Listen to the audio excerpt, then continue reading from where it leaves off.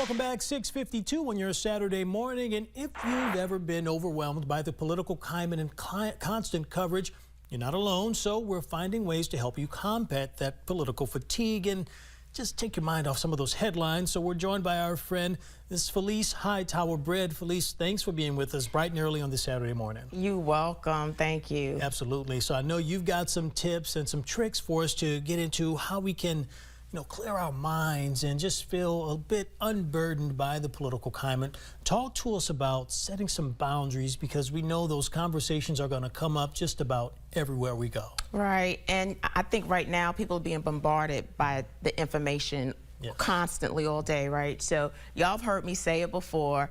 In order to set your information boundaries, limit your news consumption to at least one time a day. Y'all know I do too, love the news, but I do it at night and catch up everything at night, and that's my one time that I get my news in.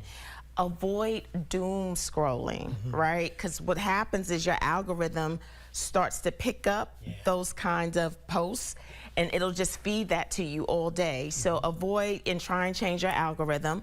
Also, choose trusted sources like WBTV that you know is going to give you accurate and great information about what's going on in the political climate.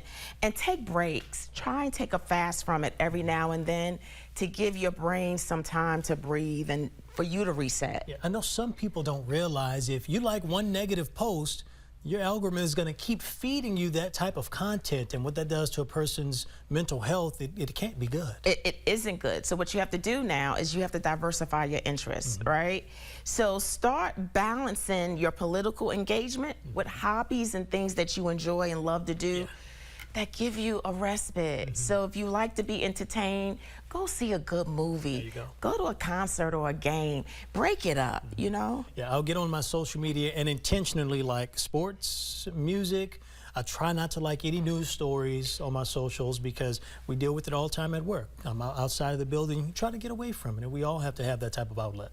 Or do the cat and dog post. That works. And so let's talk about what you can control. So a lot of people feel out of control right now during this political climate, right? And so what can you control? Well, you can control your scroll, you can control your vote, you can control how you choose to react to some of the data that you're getting, right?